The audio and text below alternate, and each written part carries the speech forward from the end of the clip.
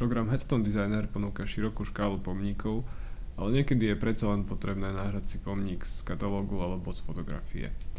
Vtedy použijeme program Corel Draw, a to tak, že dáme si nový súbor a importujeme si ten náš obrázok z katalógu alebo z fotografie. Ja tu mám nejaký obrázok z katalógu, ktorý importujem do Corelu. A dajme tomu, že potrebujem si nakresliť pomník P07. Takže v tomto prípade idem pomník obkresliť. A to tak, že použijem nástroj ručný režim. A postupne ten pomník obkresľujem. Kliknem. Vždycky kliknem dvakrát na ten istý uzol, aby som pokračoval v tej krivke, ktorú vtedy robím. V podstate na začiatku robím tak nahrubo, len také úsečky do rohových bodov pomníka a potom tie úsečky budem upravovať tak, aby ten pomník bol dobre obkreslený. Takže nahrubo mám pomník obkreslený v úsečkách, teraz si označím všetky body danej krivky a prevediem ich na krivkové. Takže teraz jednotlivé úsečky sa mi premenili na krivky a tieto krivky jednoducho rýchlo upravím tak, aby zodpovedali tvaru pomníka. Vidíme, že používam tieto šípky, ktoré keď kliknem na niektorý bod, tak sa mi zobrazia a umožňujú mi dokonale upraviť tvar toho pomníka.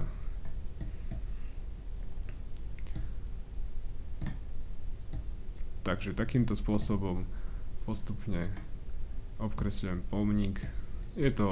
Tých spôsobov je v podstate veľa, ale prax ukazuje, že tento je jeden z najrýchlejších spôsobov, ako obkresliť pomník, prípadne motív.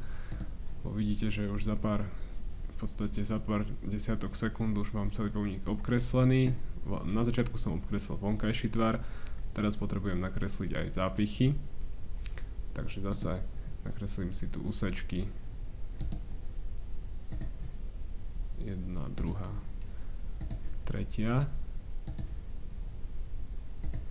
A tieto úsečky teraz prevedem na krivku. A túto krivku postupne upravím, tak aby zodpovedala tvaru zápichov.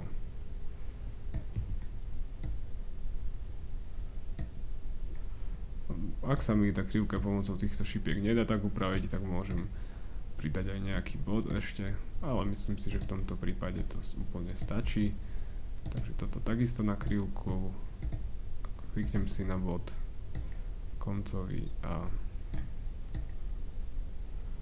upravujem zápich. Takže toto by bol druhý zápich, no a tretí zápich.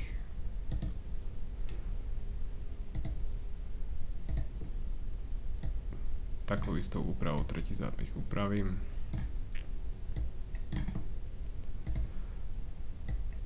No keď mám zápichy nakreslené, tak v podstate mám celý pomník obkreslený. Teraz môžem tento pôvodný katalógový obrazok vymazať stlačením klávesy Delete. Čo potrebujem urobiť je označiť si celý pomník a nastaviť jeho rozmery, pretože pomník potrebujeme uložiť v rozmeroch 1:1. Rozmery pomníka budú 800 na 600. Treba si dávať pozor na to, aby tento pomer bol odomknutý, pretože ak je uzamknutý, tak vám bude nastavovať druhý rozmer podľa prvého. Takže ak mám nastavené správne rozmery pomníka, ďalšiu vec, čo potrebujem skontrolovať je, že či je pomník dobre nakreslený. To znamená, najprv si označím všetky tvary, to znamená vonkajší tvar plus zápichy a zoskupím ich, aby sme mali jednu skupinu tvarov. A teraz, pretože v Headstone Designeri pomníky sa dajú vlastne nastavovať rôzne druhy kameňa, tak musí byť pomník nakreslený tak, aby vonkajší tvar bola uzavretá krivka. Lebo potom môžem pomník zafarbiť. Takže takto som zafarbil pomník a klikol som na farbu a zafarbil sa mi pomník. To znamená, že pomník je nakreslený správne. prípade, že kliknete na farbu a pomník sa vám nezafarbí, a pomník je nakreslený zle, pretože tento vonkajší tvar není uzavretý. Môžeme ukázať ten prípad. Ja naschvál tento vonkajší tvar pomníka, ale musím si to zase zrušiť skupinu. A vonkajší tvar pomníka urobím tak, aby nebol uzavretý, takže kliknem si na tento bod, rozpojím ho a vidíme, že teraz mám otvorenú krivku. No ak mám takúto otvorenú krivku a chcem ju zafarbiť, tak sa mi nezafarbí, aj keď klikám na rôzne farby.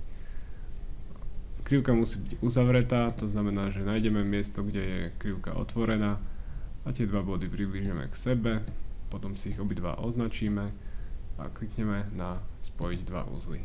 Keď sa tieto dva uzly spoja, tak sa pomník zafarbí vybranou farbou. No. Ešte potrebujem opäť pomník zoskupiť a skúsim znova, či áno. Takže vidno aj tie zápichy, všetko je v poriadku. Takže toto pomník má správnu veľkosť, je zoskupený do jedného tvaru, dá sa zafarbiť. To znamená, že som skončil vlastne s obkresľovaním pomníka. No a uložím ho normálne vo formáte CDR, napríklad pod názvom pomník 1. Uložím si ho na pracovnú plochu. Tento súbor môžem zavrieť. Otvorím si Headstone Designer a vložím pomník, ktorý som práve vytvoril. Dám si ho medzi vlastné pomníky a tu pridať pomník CDR. Takže môj pomník 1 na ploche a už sa mi vloží medzi vlastné pomníky. Teraz keď dám tento pomník vložiť, tak vidíte, že ho tu mám tak, ako som ho nakreslil. Ak si vyberiem nejakú farbu kameňa, tak sa mi zafarbí na danú farbu kameňa. To by bolo z mojej strany všetko, ďakujem za pozornosť.